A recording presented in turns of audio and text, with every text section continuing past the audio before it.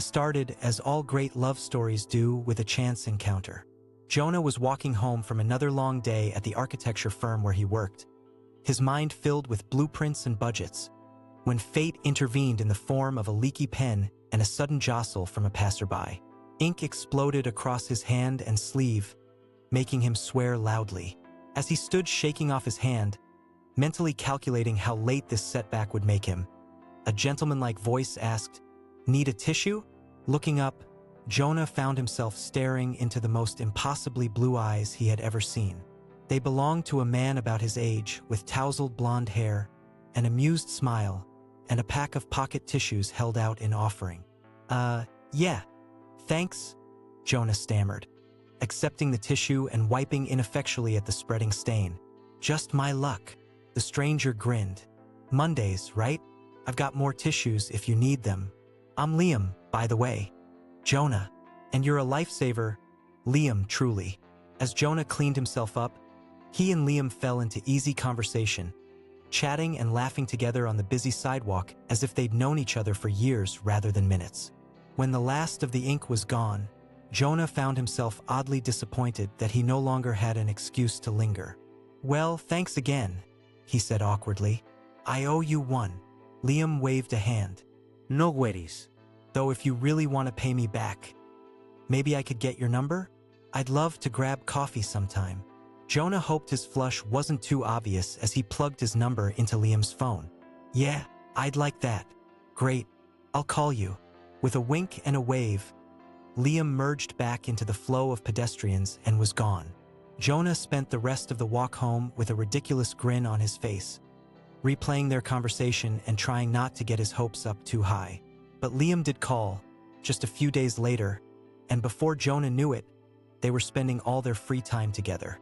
Coffee dates turned into dinner dates, casual hangouts to meet each other's friends, weekends spent exploring every corner of the city. Liam was like no one Jonah had ever known, charming and funny, endlessly curious about the world. He approached life with an infectious enthusiasm that made even the most mundane things seem exciting. An urban planner by trade, he was constantly pointing out little details of buildings and parks that Jonah had never noticed, expounding on the history and thought put into every curb and cornice. He made the city feel new again, brimming with stories and secrets. Jonah, in turn, shared his passion for architecture, showing Liam his sketches and models, rambling about the mathematics behind the graceful curves of a bridge or the artistry in the interlocking beams of a skyscraper. Liam hung on his every word, blue eyes sparkling with interest. In his company, Jonah felt truly seen, appreciated for all that he was. As spring tumbled headlong into summer, they fell into an easy intimacy, the kind built on 1,000 shared jokes and quiet moments. Liam's clothes migrated into Jonah's closet. His toothbrush took up residence by the bathroom sink. They met each other's families, endured the good-natured ribbing of friends who declared it was about damn time. The future that had once seemed so uncertain, just a hazy someday, began to take on shape and color. Maybe it was time, Jonah thought, to stop renting and look into buying a place together. Somewhere with a big front window where they could grow herbs, a fireplace for chilly nights. There would be a ring, he decided, and a question asked on bended knee. A summer wedding, Central Park in full bloom. He could see it all so clearly, which was why, when it happened, it came as such a shock. They were lying in bed, Jonah's head on Liam's bare chest, fingers tracing aimless patterns on his skin. "Move in with me," he murmured suddenly, impulsively. "Let's make this official." Liam's hand, which had been combing gently through Jonah's hair, went still. For a moment he was quiet. Then, very softly, "I can't." Jonah pushed himself up on one elbow to look at him. "What? Why not?" "I got a job offer," Liam said. He wasn't meeting Jonah's eyes. "In London." I said yes. "I'm moving next month." It was as if all the air had been sucked out of the room. Jonah could only stare, certain he had misheard. "London? But you never said anything about looking for jobs overseas." "I know. I'm sorry." It all happened so fast, and I didn't know how to tell you. Liam swallowed hard. "I love you, Jonah, more than I've ever loved anyone. But this is an incredible opportunity. My dream job. I have to take it. Jonah was off the bed and pulling on clothes before he even realized he intended to move. And what about us? What about our dreams? Don't I get a say? Of course you do. That's why I'm telling you now. I want you to come with me. To London. Jonah couldn't keep the disbelief from his voice. Liam, my whole life is here. My job, my family. I can't just leave. You could find a job in London, and we'd only be a flight away from your family. We can make it work. Liam reached for him, pleading, I love you. I want a future with you, even if it's not the one we planned. But Jonah twisted away, hot tears burning his eyes. I love you too, but I can't do this.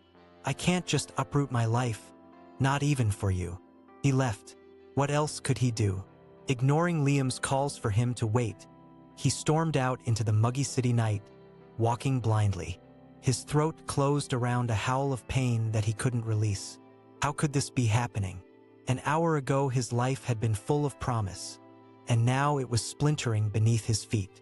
In a daze, he found himself in Central Park, perched on a bench near the Bow Bridge. His mind flashed unwillingly to his silly fantasies of proposal, the wedding he'd imagined in this very spot. For the first time, he let himself cry. The month that followed was the longest of Jonah's life. He threw himself into work, staying late at the office to finish projects, coming in on weekends. Anything to avoid returning to his too-quiet apartment where Liam's absence screamed from every corner. He and Liam had barely spoken since that night.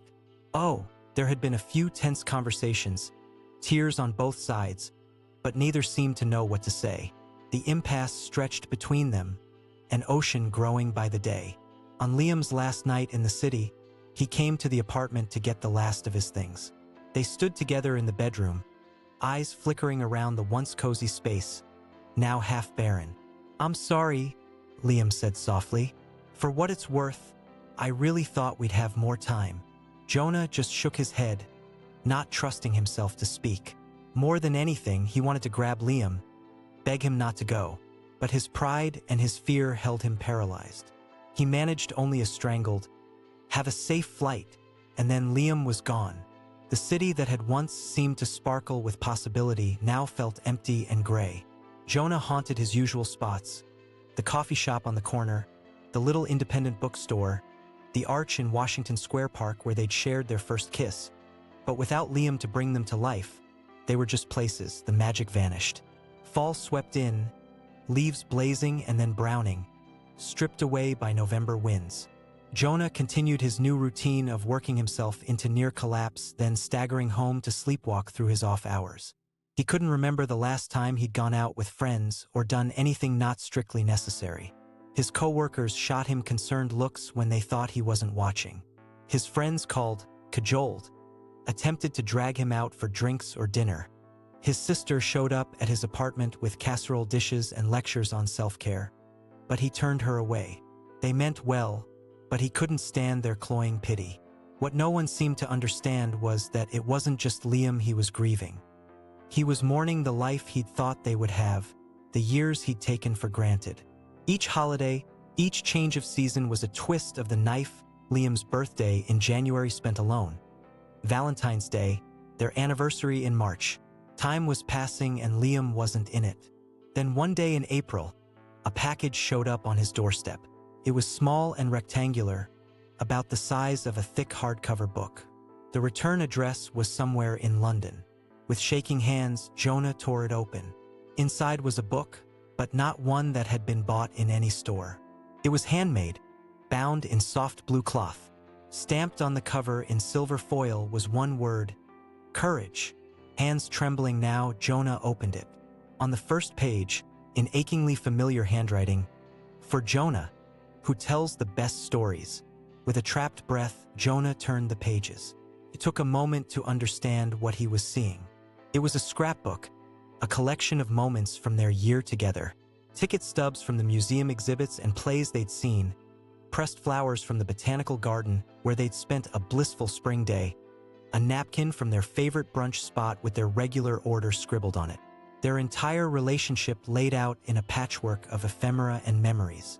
Interspersed throughout were Liam's drawings of the city, the skyline in pen and ink from the vantage point of the Brooklyn Bridge, watercolors of their beloved arch in Washington Square, the huge Christmas tree in Rockefeller Center, and with each one, a story written out in Liam's slanting script. Remember when we got caught in the downpour in Central Park with no umbrella and had to take shelter under the bridge? I thought you were going to be furious about your ruined suit, but you just laughed and laughed. I think that's when I started to fall in love with you. I sketched this from the roof of your building, that night you first brought me home. I barely slept. The city was so beautiful and I couldn't believe how lucky I was. I wanted to catch that moment and keep it forever. On and on it went, each page a treasured memory given new life. Jonah was weeping now, his vision blurred as he turned to the last page. There, in shaky lettering, "My dearest Jonah, I have been a coward and a fool. I was so caught up in chasing the future I thought I wanted that I lost sight of what really matters, you, and the life we were building together. I'm so sorry for the way I've hurt you. I once asked you to follow me, but now I understand I should have been following you all along. You are my true north, my home. If you'll still have me, I promise to spend every day of the rest of our lives choosing you. I've booked a flight back to New York. I land on Friday at 7 p.m., JFK Terminal 4. I'll wait for you there as long as it takes. If I don't see you, I'll understand and I won't bother you further. But God, I hope I see you. All my love. Always, Liam." For long moments Jonah sat stunned, the book open in his lap, tears dripping silently onto the pages. He felt split in two. Half of him wanted to crumple the ticket inside the back cover, toss the whole book in the trash and have done with it. Liam had hurt him, broken his heart. He'd left and Jonah had only started to stitch himself back together. Did he dare risk it all again? But the other half, the half that had recognized Liam as something precious from the first moment, that half knew what he had to do, had known before he ever opened the package. Because here was the truth, the secret whispered by every photograph and memento. He was still in love with Liam, desperately, hopelessly in love. And maybe, just maybe, that was enough. The days until Friday seemed to both crawl and fly by. Jonah went to work, came home, ate fitful meals and slept restless nights. But the aching emptiness had lifted, replaced by something bright and fluttering that he didn't care to examine too closely lest it vanish. He told no one of Liam's imminent arrival, half convinced that saying it aloud would somehow make it untrue, a figment of his lonely imagination. When the day arrived, Jonah took a cab to the airport, his stomach a riot of nerves. He was 2 hours early, but he didn't care. He paced the terminal, watched the arrivals board, bought terrible coffee that he took 2 sips of before throwing away. When Liam's flight number finally flashed arrived, he thought his knees might give out. It was torture waiting for him, scanning every dark blonde head for any sign. The minutes dragged like hours, and then suddenly there he was, rumpled and exhausted, eyes wild as they roved the waiting area. Those impossible blue eyes, their gazes locked, and for a moment, neither moved.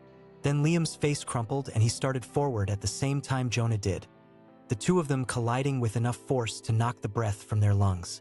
They clung to each other, heedless of the tears streaming down both their faces, of the curious looks from passers-by. "You came?" Liam choked out. "I can't believe you came." Jonah pulled back just far enough to see his face. He was smiling so wide it hurt. "You're really here. You're really staying." "I'm here. I'm staying. I love you so much, Jonah. I'm so sorry. I never should have dashed." But Jonah cut him off with a kiss, fierce and deep. "Later. We'll talk later. Just take me home." So he did. Later, wrapped up together in Jonah's bed, their bed in the last of the fading light, Liam stroked the hair back from Jonah's forehead with a shaking hand.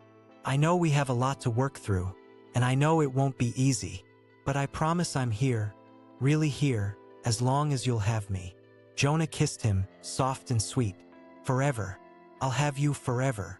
That night, the city lights glimmered like stars in the dark, and two lovers fell asleep knowing they had finally, truly found their way home.